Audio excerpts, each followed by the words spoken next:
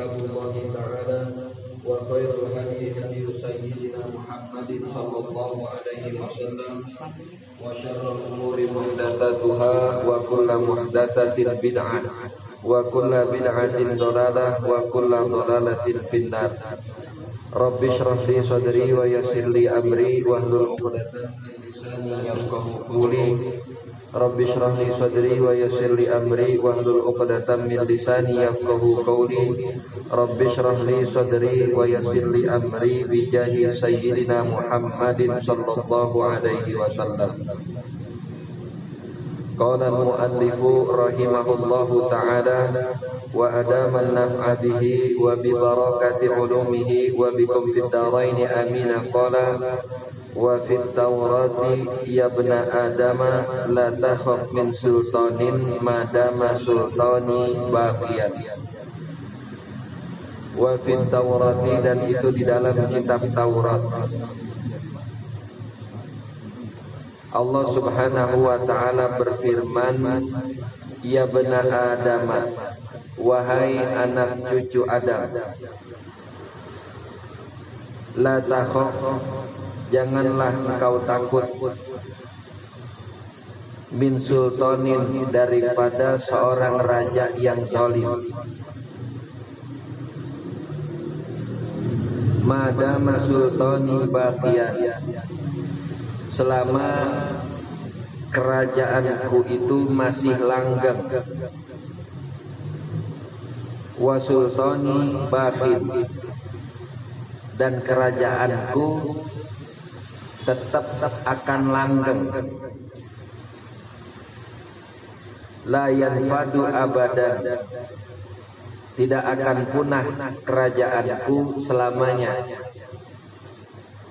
bi fathil fa'i, dengan huruf fa yang berharokat fathah, wa bidalil muhmalati, dan dengan huruf dal yang tidak bertitik.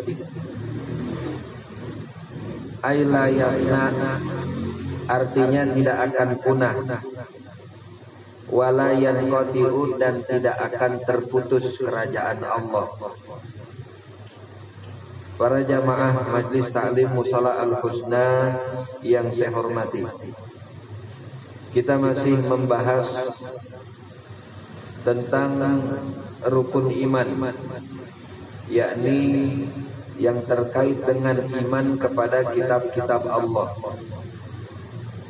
Sebagaimana telah kita ketahui bersama bahwasanya qaul yang paling masyhur bahwasanya kitab Allah itu yang Allah turunkan dari langit ada 104 menurut qaul yang paling masyhur.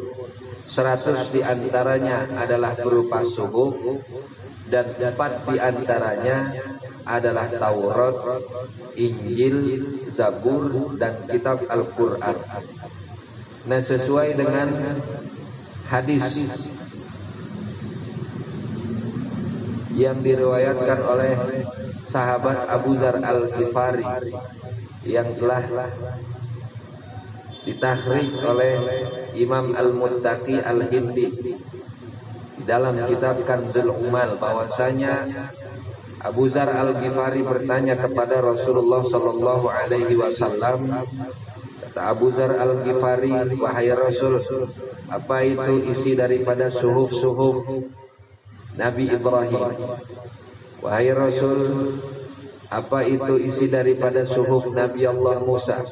Dan itu telah kita bahas pada pertemuan-pertemuan sebelumnya.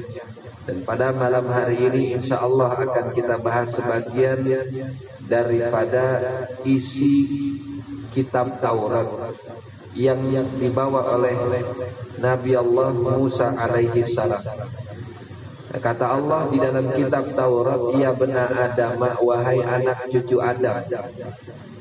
Yang Allah panggil khitab di sini sebagai anak cucu Adam adalah kita semua. Bukan cuman Qabil, Habil dan anak-anaknya, tapi kita sebagai anak keturunan Adam yang termasuk ke dalam khitab yang dipanggil oleh Allah Subhanahu wa taala dalam firman-Nya di kitab Taurat ini, wahai anak cucu Adam, kata Allah, la takhaf, jangan engkau takut, min sultanin, daripada raja yang zalim, madama sultani baqiyan, kata Allah, selama kerajaanku masih ada, selama kerajaanku masih langgeng, maka jangan sekali-kali kalian takut terhadap raja yang zalim. Raja zalim tidak perlu kita takutin. Gak usah kita takut dengan sebab rajanya zalim, dengan sebab presidennya zalim, pemerintahannya zalim, kita nggak dapat makan. Jangan takut. Bukan itu yang perlu kita takutin. Punya anak bengal, jangan takut sama anak kita yang bengal. Punya bini cerewet, tukang marah-marah, tukang ngomel, jangan takut sama bini yang model begitu. Kenapa? Li'anna nasiyatahu biyadillah. Karena nyawa mereka itu ada di dalam genggaman Allah. Sementara kita tahu usia itu terbatas. Seberapa lama sih dia mau menjabat, menguasai satu daerah, satu negara? Selama-lamanya dia menjabat tentu ada batasnya. Maka kita nggak perlu takut dengan kezoliman raja-raja ataupun pejabat-pejabat yang sedang menjabat. Yang begitu kata Allah jangan ditakutin. Lantas apa yang kudu kita takut? La yakhafannal abdu illa dzambahu. Tidaklah seorang hamba pantas takut illa dzambahu, terkecuali dengan dosa-dosa yang telah ia lakukan. Ini yang kudunya kita takuti. Dosa apa? Dosa segala macam. Berapa kali udah kita menghina presiden? Berapa kali kita nyebar ikut bantu akan berita-berita hoax? Berapa kali kita sebarin kabar-kabar palsu tentang seseorang yang kita dukung, yang padahal kita kagak tahu kredibilitasnya. Nah, semuanya itu bakal dipertanggungjawabkan di akhirat kelak. Itu yang kudunya kita takuti. Urusan pemerintahan yang zalimah Allah punya urusan. Tapi kita pribadi kudu mikirin bagaimana nasib kita kelak di akhirat. Adakah kita jadi orang yang beruntung dengan sebab amal-amal yang kita lakukan selama di dunia, ataukah justru kita lebih celaka daripada orang yang kita anggap bakalan paling celaka kelak di akhirat? Ya karena segala macam amal perbuatan kita itu bakal dipertanggungjawabkan. Itu manusia. Dalam satu riwayat ada ayam merah sama ayam putih. Jago, ayam jago, ya matok, ayam negeri timbang matok. Ini bicara ayam nih. Ayam jago waktu dia hidup, ada ayam negeri dia patok. Begitu di akhirat itu ayam negeri nuntut, ya Allah, saya menuntut keadilan. Semasa saya di dunia saya pernah dipatok kepala saya sama ayam jago, kata ayam negeri. Apa yang kamu tuntut? Saya nuntut keadilan darimu ya Allah. Di dunia saya nggak berani balas. Karena yang namanya jago udah paling-paling ya Allah, saya kagak berani. Terus apa maumu sekarang? Saya mau pembalasan itu terjadi pada hari ini, pada hari yang engkau janjikan. Benar kejadiannya begitu ayam jago? Benar ya Allah. Dan saya belum pernah minta maaf sama dia. Maka silakan engkau patok seadil-adilnya hingga engkau puas. Maka dipatok tuh ayam jago sama ayam negeri. Bagaimana ayam negeri? Kata Allah, cukup ya Allah, saya udah puas, Saya udah lega karena udah bisa ngebales patokan jago selama di dunia. Lantas kata Allah, kunu haba'an mansur. Jadilah engkau debu-debu yang berterbang. Ya sebab binatang itu kagak di neraka, kagak di surga, terkecuali anjingnya Ashabul Kahfi. Itu binatang yang kelak akan dimintakan pertanggungjawaban. Sementara di dunia Allah enggak berikan kepada mereka akal. Nah kita manusia akal punya, hawa nafsu punya. Bagaimana binatang aja dimintakan pertanggungjawaban, bagaimana kita manusia? Maka enggak perlu ketakutan berlebih terhadap sesuatu. Ya, bagaimana kezaliman orang lain kita pikirin, sementara kezaliman yang kita buat kepada orang lain jarang banget kita pikirin. Maka kan peribahasa, ya, gajah di pelupuk mata kagak kelihatan, tapi semut yang adanya di seberang lautan kelihatan. Nah kan kita banget itu, dosa orang mah kesalahan orang kita longok banget, kita lihat banget. Lah sementara dosa-dosa kita lah kita kagak heroin. Maka itu yang perlu kita takuti, dosa-dosa yang telah kita perbuat selama kita hidup. Ya. Maka perbanyak istighfar. Dan satu kisah bahwasanya Imam Ahmad bin Hambal pernah diusir dari satu masjid. Lah Imam Ahmad bin Hambal bagaimana kurang alimnya. Satu waktu Imam Ahmad bin Hambal ada di negeri orang. Rapi sholat, rada ngantuk, akhirnya beliau rebah di masjid. Kata marbot lagi nyapu, bang minggir bang, jangan tidur di masjid. Nah, kalau mau tidur di luar ada balai. Tidur di sono, masjid tempat ibadah, jangan bakal tidur. Itu Imam Ahmad bin Hambal digituin. Akhirnya Imam Ahmad bin Hambal pindah keluar. Di luar ada tukang lagi beresin barang-barangnya. Tiap kali dia beres-beresin barang, yang diucap istighfar, astagfirullahaladzim alladzi la ilaha illa huwal hayyul qayyum wa atubu ilaih, astagfirullahaladzim alladzi la ilaha illa huwal hayyul qayyum wa atubu ilaih. Yang keluar dari mulutnya cuma istighfar doang. Saking ributnya itu mulut beristighfar, Imam Ahmad bin Hambal heran, rada kedanggu aja mau tidur. Ditegur sama Imam Ahmad bin Hambal, bang, ente ngapa baca istighfar mulu kagak berhenti. Kata itu tukang dagang begini, ya Allah Haji, saya segala macam apa yang saya mau itu udah Allah kabulin. Sampai-sampai saya timbang dagang beginian doang, Allah kasih nih saya untuk melaksanakan haji.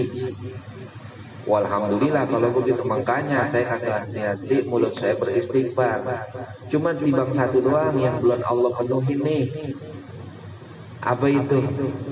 Dari dulu saya pengen banget ketemu sama seorang yang alim, namanya Ahmad bin Hambal.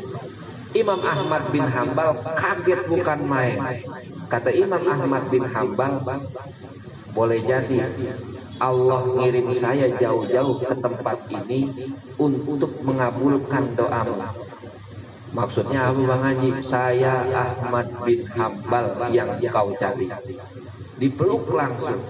Lantaran apa? Istighfar. Maka banyak-banyak kita untuk membaca istighfar.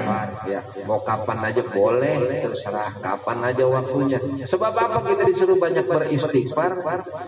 Dalam satu hadis kata Rasul, innal abda la yuhramu minar rizqi bizambi yusibuhu.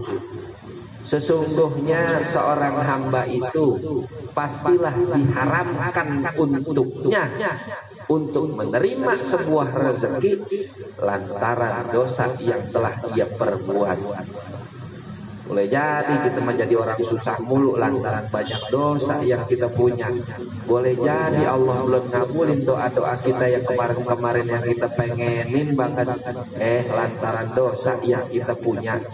yang belum sempat kita taubatin, yang belum sempat kita istighfari. Maka silakan, mari kita banyakin tuh istighfar saban hari. Gak usah lihat umur, gue masih muda, cuman tantaran aja istighfar. No aja cuma yang pada tua itu, ya yang umurnya udah mau maghrib, lagu masih lohor, yang gak begitu juga, dosa kan kagak kenal orang. Ya siapapun yang ada di dunia ini mesti dia memiliki kesalahan yang kudu kesalahan tersebut di istighfari, ya. Maka jangan lagi kita ketakutan terhadap sesuatu yang berlebihan selama Allah masih ada, dan pastikan bahwasanya Allah itu akan tetap ada selamanya. Maka ya nggak usah takut sama apa-apa, nggak usah terlalu khawatir yang berlebihan terhadap sesuatu, karena kita yakin bahwasanya Allah Maha Pengatur, pembuat skenario terbaik. Lah kita kan hidup di dunia ini ibarat artis. Lah kita yang acting, Allah bikinin skenario-nya. Malaikat-malaikat yang syuting hidup kita, dia pada yang nge-shoot kapan kita salah, kapan kita benar. Ntar filmnya diputer ketika kita di padang mahsyar. Ya nggak ada yang bisa ngelak, karena semuanya udah terjadi di dunia, tinggal kita pertanggungjawabin kelak di akhirat. Ya, maka selama kita hidup di dunia, ya mari kita buat perilaku yang baik sehingga dapat dicontoh, dapat dikenang nama kita sebagai orang-orang yang baik. Innamal mar'u haditsun ba'dahu fakun hadisan hasanat wa. Sesungguhnya seseorang itu sebagai pembuat cerita akan menjadi cerita bagi orang yang ada setelah dia. Maka bikinlah cerita-cerita yang bagus-bagus, biar nama kita dikenang sebagai orang yang bagus oleh orang-orang yang hidup setelah zaman kita. Nah itu yang pertama isi daripada kitab Taurat.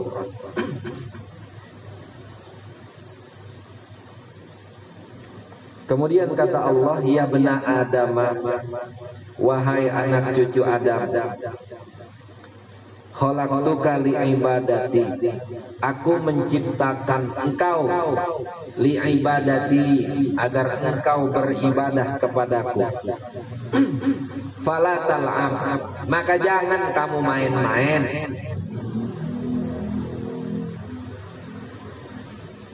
Allah nyiptain kita semua, nggak lain tujuan Allah menciptakan kita adalah untuk kita beribadah. Jelas ayatnya dalam Quran pun disebut, wa ma khalaqtul jinna wal insa illa liya'budun. Tidaklah aku, kata Allah, menciptakan jin dan manusia terkecuali hanyalah untuk beribadah. Kita kudu tahu dulu makna ibadah itu apa. Jangan yang kita anggap ibadah itu tiba sholat doang. Yang nggak melulu hidup kita habiskan buat sholat aja. Yang wajib 5 waktu bang. Sunnahnya silakan dikerjakan semaumu, kan begitu. Ya artinya nggak selalu hidup ini dari tidur sampai bangun tidur sholat aja yang kita lakuin, enggak. Lantas itu ibadah di situ maknanya apa? Ibadah itu kullu fi'lil mukallafi ala khilafi hawa nafsihi ta'ziman li rabbih. Yang namanya ibadah itu adalah setiap perilaku orang yang udah mukallaf, setiap perilaku orang yang udah terkena kewajiban, orang yang udah masuk masa akil balik. Perilaku kita tuh khilafan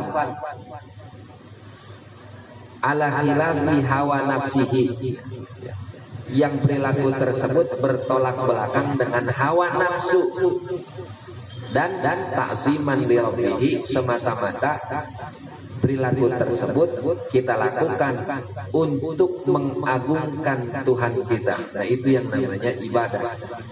Segala perilaku kita dari mulai tidur sampai kita tidur lagi, yang mana perilaku tersebut bertolak belakang dengan hawa nafsu kita, dan tujuan kita ngelakuin perilaku tersebut semata-mata hanya untuk mengagungkan Allah, itu namanya ibadah.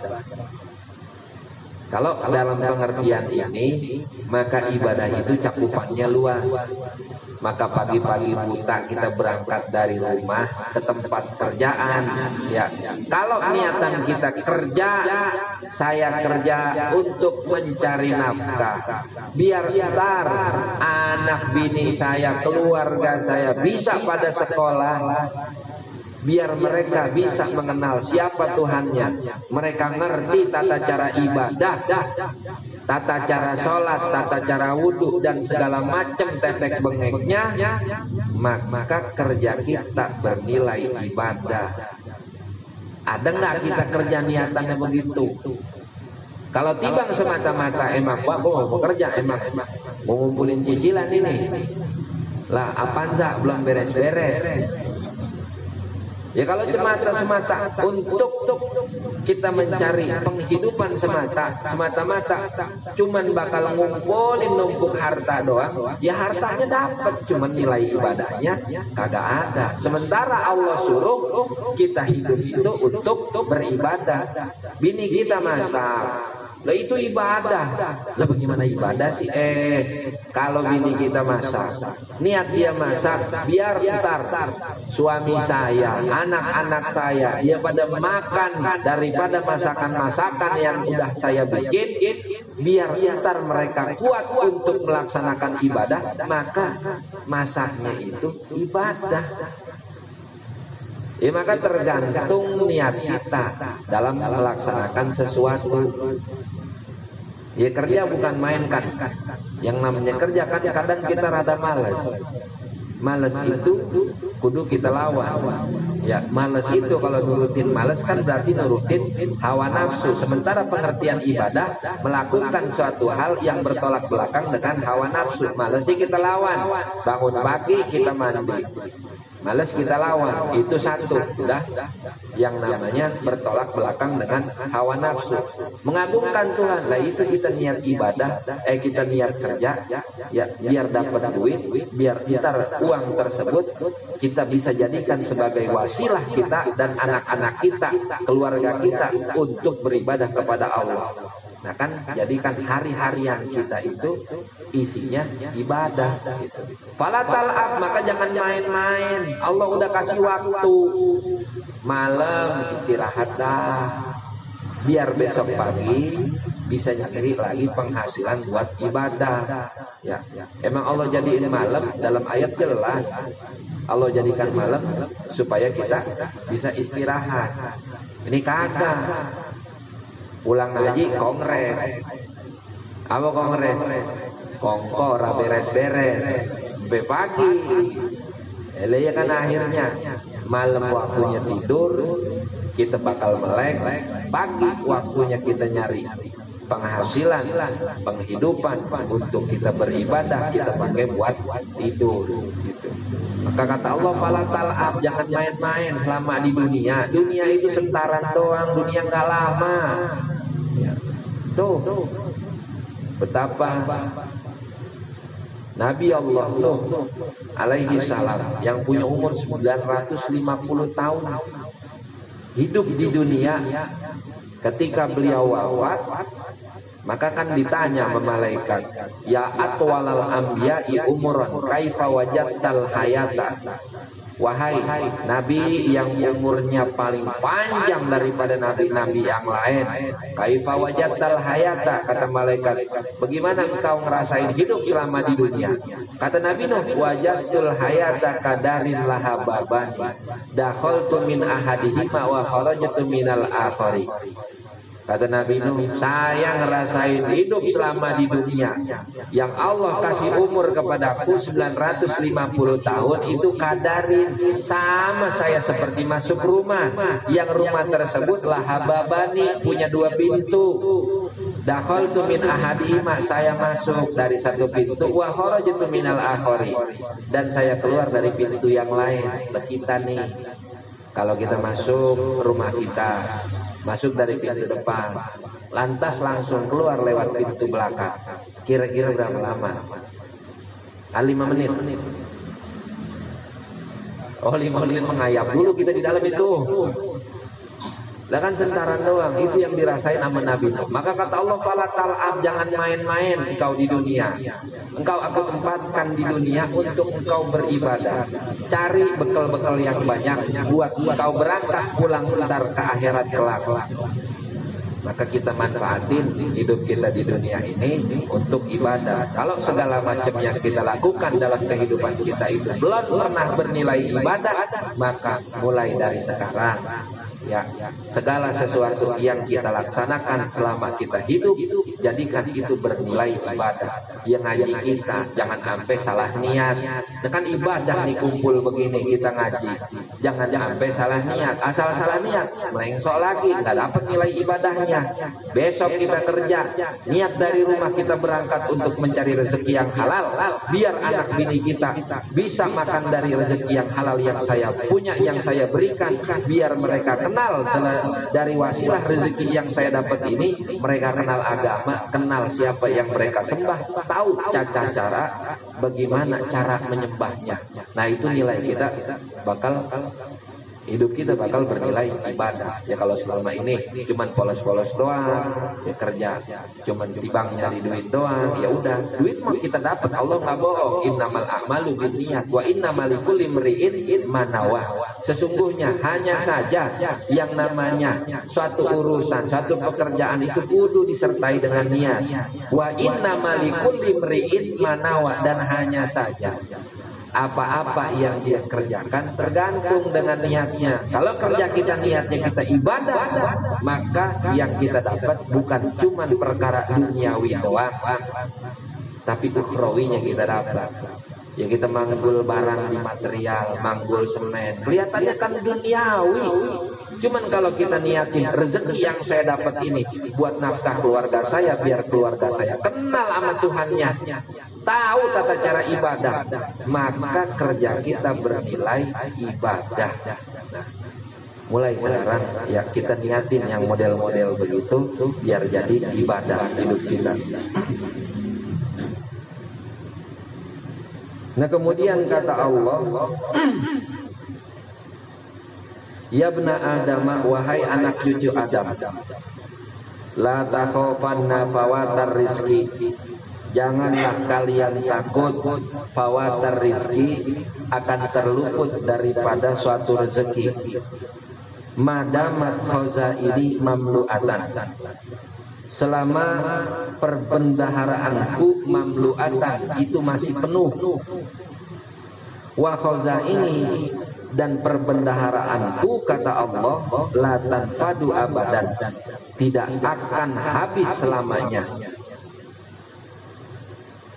Wahai anak cucu Adam, orang-orang Al-Husna, orang-orang kampung baru, jangan ketakutan kagak bakal dapat rezeki. Selama perbendaharaanku masih penuh, maka rezeki-rezekimu akan aku cukupi. Jangan sampai kita jadi orang yang khawatir kehilangan amal rezeki, sampai ibadah kita lupain. Dalam satu hadis riwayat Imam Muslim, panjang hadisnya, kata Allah, tidaklah aku menciptakan jin dan manusia dari awal mereka hidup sampai nanti hari kiamat satu pun yang terluput daripada rezeki yang aku berikan. Dan agar kalian mengetahuinya bahwasanya rezeki itu tidak akan berkurang sama sekali, walaupun setiap hari kalian memakannya, kalian mendapatkannya. Andai kata berkurang, diibaratkan rezekiku itu engkau teteskan satu jarum ke dalam air laut, maka sisa daripada air laut tersebut adalah perbendaharaan rezeki untuk hamba-hambaku. Air laut kan segitu banyak. Ini rezeki lah kita dari kecil. Bukan dari kecil, dari sejak kita ditiupkan ruh oleh Allah dalam perut emak kita dapat rezeki kagak? Dapat kagak rezeki? Apa kita ketakutan saat itu kagak dapat rezeki? Nggak pernah kita ketakutan. Walaupun emak kita belum tahu kalau kita itu kelaparan di dalam. Allah kasih tuh rezeki lewat emak kita. Ya, terus sampai tali pusar kita akan nyambung sama emak kita, dari situ Allah kasih kita rezeki. Begitu keluar sama, nggak pernah kita ketakutan ketukar rezeki sama bapak kita. Ya waktunya buat kita, waktunya buat bapak kita ya buat dia. Ya jangan lagi rebutan begitu. Ya masing-masing ada rezekinya. Lah begitu kita lapar, begitu kita masih baik kan kita lapar, oe doang mak paham. Iya, pengen netek nih anak. Allah kasih tuh rezeki, walaupun kita belum bisa jalan. Maka jangan pernah ketakutan kalau kita kagak bakal kedapatan rezeki. Jangan dengan sebab kita takut terburu-buru mau maranan rezeki yang kita kata saban hari itu rezeki kita, ya kerjaan kita, sampai kewajiban kita kepada Allah yang menciptakan kita, kepada Allah yang memberikan rezeki kepada kita lupa tuh ibadah. Lohornya kita tinggal. Padahal kita tahu yang ngasih rezeki ya Allah. Tapi Allah kita lupain. Lewat dah lohor, lewat dah asar, sampai rumah udah isya, maghrib masih di jalan. Sampai isya di rumah capek, habis mandi reba-reba pulas. Begitu sabanari. Senin sampai Jumat udah dibuat ngantor, ngajinya kagak. Sabtu Minggu ya mancing. Lah terus sama Allahnya kapan? Ya kapan kek?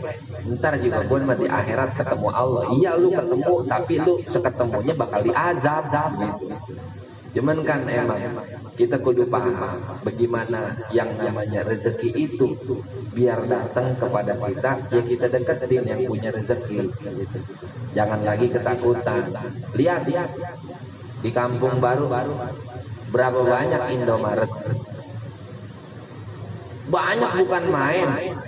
Alfamidi ada, Alfamart ada. Cuman warung-warung kecil. Apa iya mereka ketakutan gak kedapatan rezeki? Nggak mungkin. Makanannya gajah dimakan sama semut. Atau makanannya semut dimakan sama gajah. Tetap aja Allah bakal ngasih rezeki. Yang penting mah tugas kita mah ibadah, ya ibadah. Gak usah pakai ketakutan, rezeki kita itu bakal ketukar. Satu hadis kata Nabi, satu waktu Jibril mewayuhkan ke dalam hatiku. Kata Jibril, anna nafsan. Saya dapat pesan dari Allah, anna nafsan lan tamuta hatta tastakmila rizquha. Sesungguhnya suatu jiwa, satu orang, suatu manusia gak bakalan dia mati sebelum Allah melengkapi rezeki orang tersebut. Maka sebelum kita mati yang kita tuntut bukan rezeki. Rezeki kita mah bakal ngejar kita seperti maut mengejar kita. Kita mau ngumpet di mana kalau emang waktunya mati kan mati. Sama Pak, rezeki begitu juga. Mau kita ngumpet di mana kek, rezeki itu maranin kita. Hadisnya jelas begitu. Maka jangan ketakutan lagi diambil sama pesaing kita. Wong masing-masing udah ada rezekinya. Itu yang kita kudu tanemin. Maka kata Imam Syafi'i, alimtu anna rizki la ya'kuluhu ghairi fa'atma'inna qalbi. Begitu saya tahu bahwasanya rezeki saya nggak bakalan ketukar, tenang hati saya. Saya mah ibadah aja waktu saya kerja. Waktu saya ibadah, entar mah waktunya kerja ya kerja. Ya waktunya saya ngaji. Saya nggak bakalan takut warung saya kagak laku, walaupun saya sekarang lagi ngaji. Kalau emang rezeki mah nggak kemana, gitu. Ya ngaji kan perlu Pak, itu ibadah. Bagaimana supaya kita tahu tata cara ibadah lewat mana? Ya lewat ngaji. Kalau yang muda ditanya, abang, kapan abang mau ngaji? Ntar dah. Kalau saya udah tua, saya baru ngaji. Masih mending bang. Yang muda ditanya, kapan abang mau ngaji? Ntar dah, kalau udah tuaan gue ngaji, gue deket sama musola. Masih mending. Karena yang muda bisa jadi ntar dia menua. Saat dia tua, oh gue inget janji gue udah tua nih, gue ngaji dah.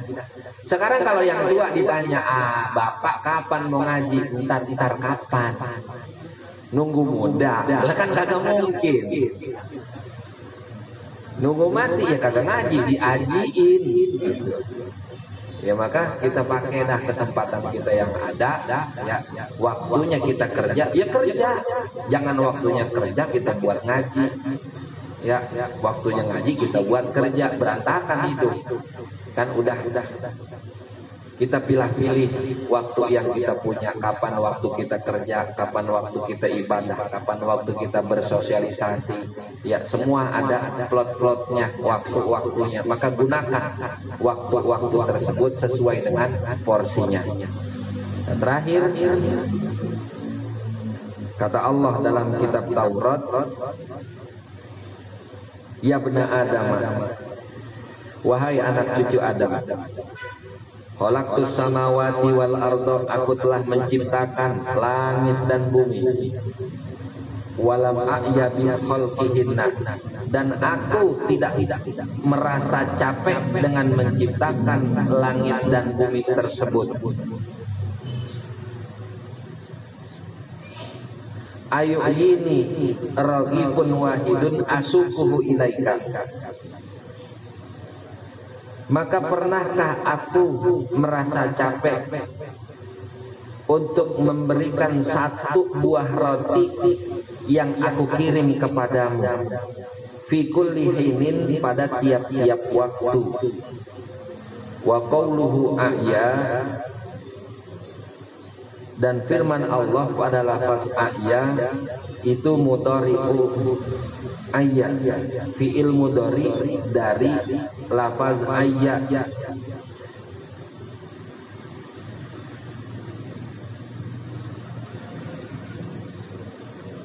Bikasri ainil fi'li, dengan huruf ain fi'il yang berharokat kasroh, min babi ta'iba, dari babnya ta'iba. Ay artinya walam anjus, aku enggak pernah lemah. Waya'i bidommi, wayu'i bidommi harfil mudharaati, dan lafaz yu'i dengan huruf mudharaah yang berharokat dhammah. Min a'yar rubai, dari asalnya kata a'ya ar-rubai, fi'il yang berjenis 4 huruf. Itu urusannya sorof dah. Nah kata Allah, wahai anak cucu Adam, aku telah menciptakan langit dan bumi. Itu langit sebegitu megahnya, aku ciptakan dengan tanpa tiang. Bumi sebegitu luasnya, engkau bisa cari di dalam bumi tersebut macam-macam penghasilan, macam-macam harta duniawi yang telah aku sembunyikan di dalamnya. Dan aku gak pernah capek untuk membuat langit semegah ini, membuat bumi seluas ini. Jangan engkau pikir aku sudah capek untuk memberikanmu sepotong roti di tiap hari. Jangan kata tibang ngasih rezeki doang kepada kita. Kita doa Allah belum kabul-kabul. Kata kita Allah capek kali, kagak ngabul-ngabulin doa gua lagi. Nyiptain langit dan bumi aja Allah kagak pernah capek. Tuh langit 7 lapis, bumi itu 7 lapis. Ya, Allah nggak pernah capek, apalagi timbang kasih rezeki doang kepada kita. Justru yang kudu diberesin, ya, yang kudu kita capek, yang kudu kita istirahat, daripada kita berpikiran suudzon kepada Allah, daripada kita berpikiran untuk ngatur-ngatur Allah biar ngikut apa yang kita mau. Lah kan kita begitu kan, kita pengennya mau begini. Pengennya cuma hari Jumat berangkat, malam Sabtu ada di Puncak, Sabtu lantas ke Bandung, biar malam Minggu ada di Bandung, nanti Seninnya gue bisa ke Bali, 3 hari di sono pulang balik di Jogja. Nah hari Kamis dah gue pulang. pengennya begitu. Kita pikirin aja yang begitu-begitu, sampai capek sendiri kita mikir. Ya, maka kata Syekh Ibnu Athaillah, arih nafsaka anit tadbir, istirahatkan dirimu daripada berpikir, daripada mengatur-ngatur. Ya kadang kita selalu mengatur apa yang kita mau, tapi yang kudu kita tahu, Allah itu selalu memberikan apa yang kita butuh, bukan apa yang kita mau. Ya biar hati kita legowo dah sedikit. Kadang kita doa, ya enggak selamanya, enggak selalu Allah kabul. Seketika belum Allah kabul, terkadang hati kita agak berontak. Kenapa sih Allah begini? Kenapa sih lempengan ini doa gua kagak dikabul? Biar kita tahu bahwasanya kita belum butuh apa yang kita minta. Satu waktu, kalau emang kita udah membutuhkannya, pasti Allah kasih. Boleh jadi sekarang Rijal belum dikasih duit, sampai em-eman sama Allah. Karena apa? Kata Allah, lu belum butuh Jal duit segitu. Nah, kalau gua kasih tuh duit 1 M, lu sahabat kampung, lu punya bini lagi, anak lu di mana-mana, lu lupa ibadah sama gua. Kan Allah lebih tahu. Begitu. Ya. Jadi Allah itu bakal memberikan apa yang kita butuh, bukan apa yang kita mau. Kemauan kita banyak, tapi kemauan kita belum tentu selaras dengan apa yang Allah takdirkan. Maka kemarin saya bilang, ngapa kita sholawat, ngapa kita wirid, ngapa kita baca Quran banyak-banyak. Ya, tujuannya bukan buat ngerubah nasib kita di dunia, bukan. Ya, biar apa? Biar hati kita selaras dengan takdir yang Allah berikan. Biar apa? Biar kita redo aja. Allah ngasih apa, kita terima. Baik itu berupa musibah ataupun berupa nikmat. Itu tujuan daripada wirid-wirid yang kita baca. Biar hati kita kaya. Ya, walaupun hidup kita kelihatan rada susah, tapi kalau hati kaya, legowo. Yang bikin hati kita sempit kan kita sendiri. Yang bikin hati kita susah kita sendiri. Apa? Keinginan yang terlalu banyak. Gue pengen ini, gue pengen ini, gue pengen ini, gue pengen ini. Gue mau hidup enak mati, punya kontrakan bangsa 18 biji, mobil paling kaki Innova dah. Ya bini 3. Itu kan kemauan kita yang bikin kita susah. Akhirnya apa? Hidup mikirin itu aja yang dikonsentrasi. Bagaimana caranya biar kontrakan gua kebangun sampai 18 pintu. Akhirnya konsen kita di situ. Hidup kita habis buat begituan. Ya. Sempit hati ini, jadi sempit, terbatas di ruang gerak yang memang harusnya nggak kita batasi. Ya, tapi lantaran kemauan-kemauan kita, jadi hidup kita terbatas, hati kita sempit. Hidup rasa-rasanya kurang enak, ujung-ujungnya ngeluh mulu. Syukur kalau ngeluhnya sama Tuhan. Ya, ini mah ngeluhnya sama kawan sendiri, udah tahu kawan juga. Oh yang Bang di mana? Lagi di mari, mau sholat, mau apa? An lagi rada puyeng nih Bang. Ana pengen ngajak tukar pikiran. Idih, gomah pikiran lo isinya begitu mulu. Mau gua pikiran gua tenang-tenang, lo mau tukar-tukar kagak mau. Iya.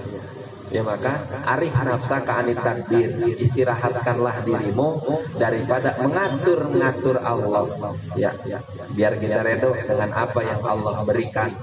Oh, Allah kasih segini, alhamdulillah. Ya. Makanya tuh hidup kalau terkait dengan rezeki, ya Walid kalau ngomong, kadang rezeki kita kenapa nggak pernah nambah, segini-segini aja. Allah mah gampang banget buat Allah nuangin rezeki, cuman kapasitas kita masih botol apa udah jadi ember. Ini botol isi air. Ini air rezeki, ini botol diri kita, Bang. Ini botol penuh, kira-kira kita tuangin air lagi nggak kalau penuh? Tuangin nggak? Ya kalau dituangin luber, Bang, mau bagi semua. Rezeki yang kita punya, kenapa kagak nambah-nambah? Oh, belum dikeluarin, bagaimana mau nambah? Kalau kapasitasnya kita seorang botol, ya rezeki kita ya sebotol doang. Saya mau upgrade, keluarin biar banyak. Kita kata Allah nggak cukup nih Rijal rezekinya segini. Kemarin dia boleh jadi seperti botol, tapi sekarang udah jadi ke ember. Semakin banyak yang kita keluarin, ya sodako, infak segala macam, itu yang bikin diri kita ke upgrade jadi sebuah ember. Kalau kita udah jadi ember, nggak mungkin rezekinya cuma setengah botol, apalagi sebotol. Yang pasti kalau udah jadi ember, kita tuangin air seberapa banyak? Seukuran ember. Nah kata Walid begini, jangan ampe jadi ember doang. Anak gua kudu jadi toren. Tahu toren kan bang ya? Kalau nggak tahu toren padasan dah. Bagaimana? Isinya gede, cuma tiap hari ngalir. Sekalinya ngalir, keisi lagi, terus-terusan begitu. Nah kaitan rezeki, keluarin banyak-banyak. Infak mafil jaid, yatika mafil goib. Infakin tuh apa yang ada di dalam kantong kalian, maka bakal datang yang kagak kelihatan. Rezeki lain dia bakalan datang. Terus aja berkesinambungan kayak begitu. Maka yang tadi saya bilang, Allah kasih apa yang kita butuh, bukan apa yang kita mau. Kalau kemauan kita banyak, maka keluarin juga biar banyak. Infakin harta-harta kita biar banyak. Ya, supaya yang datang nanti banyakkan lagi.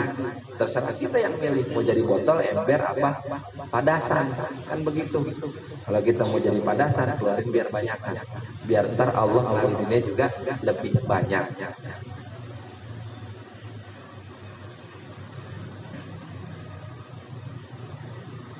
Ya benar ada maka malah utolibuka bi amalin godin, insya Allah kesempatan yang akan datang. Sampai sini kalau ada yang mau ditanya dipersilahkan. Ya. Betul.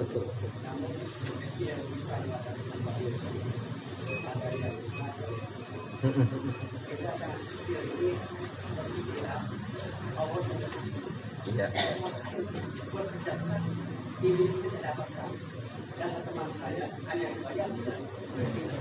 Ya. Yang namanya rezeki itu udah dicatat. Dari kapan sebelum kita hidup, Allah udah catat tuh rezeki kita. Babai rezekinya berapa? Rijal rezekinya berapa? Pak Haji Sukri rezekinya berapa banyak? Kapan begitu kita ditiupkan ruh, Allah utus malaikat bikat bi ajalihi, ya, warisdihi, wa amalihi sakiyun am saidun. Kata Nabi, begitu ditiupin ruh, kita ditiupin ruh, Allah kirim malaikat. Catat tuh Pak Haji Sukri umurnya sampai kapan, ajalnya berhentinya kapan. Catat tuh Pak Haji Sukri rezekinya selama dia hidup dapat berapa banyak. Catat tuh Pak Haji Sukri ritar selama hidupnya sakiyun am saidun, susah apa senang. Nih buat modal kita. Jangan lagi kita mikir, ya, jangan lagi kita mikir, apa sih gue susah mulu hidup, padahal gue mau ibadah udah, sholat kagak pernah ketinggalan. Lagian no, yang kagak pernah sholat, ujung rezekinya mengalir aja, deras banget. Terus bagaimana cara nyikapinnya? Ingat, perihal permasalahan takdir, la yukallifullahu nafsan illa wus'aha. Allah tuh nggak pernah ngasih beban kepada seseorang di luar daripada batas kemampuannya. Ketika kita jadi orang susah, ya yakin kita lebih hebat daripada yang lain. Coba Pak Haji Sukri yang sebegitu enaknya hidup, kata Babai, jadi kayak saya jagain warung. Belum tentu jemaah. Allah ngasih saya beban berupa warung ini karena saya mampu untuk jagain warung. Pak Haji Sukri belum tentu mampu kayak saya yang hampir 24 jam Madura, yang hampir saban hari saya diam di warung. Boleh jadi rezeki dia banyak, ya Allah kasih, tapi lihat saya nggak punya rezeki yang banyak. Cuma ntar di akhirat siapa yang bakal lebih ringan hisabnya? Ketika dia mempunyai rezeki yang banyak, pastilah hisabnya bakal lebih lama. Kalau Semisal cuma 1 jam, dia mah bisa 1 bulan dihisab lantaran harta-harta yang dia punya. Apa iya kita mampu untuk bertanggung jawab dengan harta-harta yang Allah berikan kepada kita? Belum tentu. Maka Allah berikan yang lebih banyak kepada Pak Haji Sukri. Oh, ini nih perihal-perihal yang begini yang kudu kita ingat-ingat di dalam hati. Apa gue jadi orang susah mulu, romana Allah nggak adil banget. Terkait masalah rezeki bukan masalah Allah nggak adil bang. Kalau mau lihat, kalau mau dilihat kagak adil. Kita hidup masih enak, dikasih akal sama ya dikasih akal, ya dikasih akal lah. Bedanya kita sama binatang, binatang nggak dikasih akal. Lihat yang namanya kucing. Kucing yang dia makan apa? Ikan. Ikan hidupnya di mana? Air. Kucing yang kita tahu takut sama air. Kalau mau bicara nggak adil, kita bakalan mikir berarti Allah lebih nggak adil tuh sama yang begitu tuh. Nah, bagaimana kita bisa kata Allah kagak adil sementara kucing itu makan ikan, ikan adanya di air? Allah kasih tuh kucing makan ikan. Pak Haji Sukri ke pasar beli nila 1 kilo, digoreng sama bininya, ya taruh dapur, dilupa ditutupin pakai tutup saji, kucing lewat ngendus-ngendus dimakan, nggak pakai capek-capek, kudu nyebur, ya tibang ke dapur ikan ada. Ini kan sifat adilnya Allah. Ya, lihat lagi cicak. Lah cicak mah ngerayap. Makanannya apa? Nyamuk bang yang terbang. Lah kalau cicak punya sayap, nyamuk punya sayap, kita kata adil dah nih. Ya kan? Kita kata mah adil dah nih. Kalau cicak mau punya sayap, nyamuk punya sayap, ya adil dah aja makan sama cicak. Ya. Bagaimana cicak bisa terbang juga kagak? Cuman rezeki itu nyamperin. Ya. Kan lagunya begitu. Cicak-cicak di dinding diam-diam merayap, datang seekor nyamuk, hap, lalu ditangkap. Siapa yang datengin, cicak apa nyamuknya? Nyamuk. Allah kasih itu rezekinya. Biar kata nyamuknya bisa terbang, cicak cuman bisa ngerayap, tapi Allah kirimin nih rezeki lu, silakan makan. Kita pun begitu. Ya maka jangan pernah protes. Kalau hidupmu enak, lihat yang bawah, jangan pernah lihat yang atas. Kalau dalam sisi harta, tapi kalau dalam masalah ibadah, jangan lihat yang di bawah kita, selalu lihat yang di atas kita. Kiai Ano, ibadahnya bukan main. Sholatnya, tahajudnya, gue denger sampai 200 rakaat itu jah. Nah boleh kita ngiri yang begitu. Kalau perihal masalah ibadah, kalau perihal masalah harta, lihat yang bawah. Alhamdulillah, gua masih dikasih rumah, biar kata cuman sepetakan 4x4. No, ya mah pada hidup di kolong jembatan. Lah bagaimana anak-anak gua main di sono, ntar kalau gua mah hidup di kolong jembatan pasti susah banget itu. Alhamdulillah, gua masih syukur dikasih rumah, biar sepetak 4x4 doang, begitu. Ya, terkait masalah harta, lihat yang di bawah. Kalau masalah ibadah, lihat yang di atas. Jangan kebalik. Kalau kebalik, jadinya penyakit hati. Kita jadi orang bisa jadi hasut, dengki. Begitu ngelihat harta, kita lihat yang atas. Akhirnya sifat dengki, setan mengipasi. Apa itu dengki? Pengen harta yang dipunyain sama orang lain biar jadi milik kita. Kata Babai, Rijal, mobilnya si Arpi, gua kagak punya. Itu mah kudunya mobil jadi milik gua. Ya Allah, bagaimana ke caranya? Biar itu mobil saya yang punyanya. Kalau saya kagak bisa punyai mobil itu, jangan sampai Rijal punya mobil tersebut. Ini namanya hasud, dengki. Nggak boleh lihat orang punya harta di atas kita. Ya. Tetangga baru beli mobil, kita ngelihat asam lambung kita naik. Ya, tetangga kawin lagi, asam urat kita naik. Karena apa? Kita kagak mampu buat ngelakuinnya, gitu. Itu namanya hasud. Ya, dalam agama nggak boleh. Habis amal-amal kita lantaran hasud. Begitu. Jadi jangan pernah ngerasa Allah itu kagak adil sama kita. Ya Allah maha seadil-adilnya. Justru kita ditempatkan di tempat seperti ini, Allah tahu. Ya, kalau kita ini kagak kuat dingin, maka Allah kagak nyuruh kita tinggal di Rusia. Begitu. Coba kalau di Rusia belum tentu kita kuat, berapa derajat Pak minusnya. Lah kita asal ujang dikit aja udah keruruban gitu. AC kita matiin gitu. Allah tahu emang porsinya masing-masing gitu. Jangan sampai kita berpikir Allah itu kagak punya sifat adil dan Allah itu benar-benar enggak adil. Jangan berpikir begitu, dosa gitu. Dosa besar. Gitu Pak Haji. Baiklah para jamaah sekalian, inilah apa yang dapat saya sampaikan pada kesempatan malam hari ini. Mohon maaf apabila terdapat banyak kesalahan baik dari sisi bacaan ataupun penjelasan, semata-mata datangnya dari saya, dan manakala terdapat sesuatu yang benar tentunya merupakan bimbingan dari Allah Subhanahu wa taala. Wa sallallahu ala sayyidina Muhammadin wa ala alihi wa sahbihi wa sallam. Walhamdulillahi rabbil alamin. Wallahu a'lam bishawab. Al-Fatihah. A'udzu billahi minasyaitonir rajim. Bismillahirrahmanirrahim. Alhamdulillahi rabbil alamin. Arrahmanir rahim. Maliki yaumiddin. Iyyaka na'budu wa iyyaka nasta'in. Ihdinas siratal mustaqim. Siratal ladzina an'amta 'alaihim ghairil maghdubi 'alaihim waladdallin. Rabbighfir li wa liwalidayya. Amin. Bismillahirrahmanirrahim. Alhamdulillahi rabbil alamin. Hamdan yuwafi ni'amahu wa yukafi'u mazidah. Allahumma salli wa sallim ala sayyidina Muhammadin wa ala ali sayyidina Muhammad. Allahumma ighfir lana dhunubana wa liwalidina wa limuallimina wa limasyayikhina wa liman ahabba wa ahsana ilaina wa liman lahu haqqun alaina wa lil hadirina wa likaffatil muslimina ajma'in. Allahumma anfa'na bima 'allamtana wa 'allimna ma yanfa'una wa 'allimna ma jahilna wa zidna nafi'ah.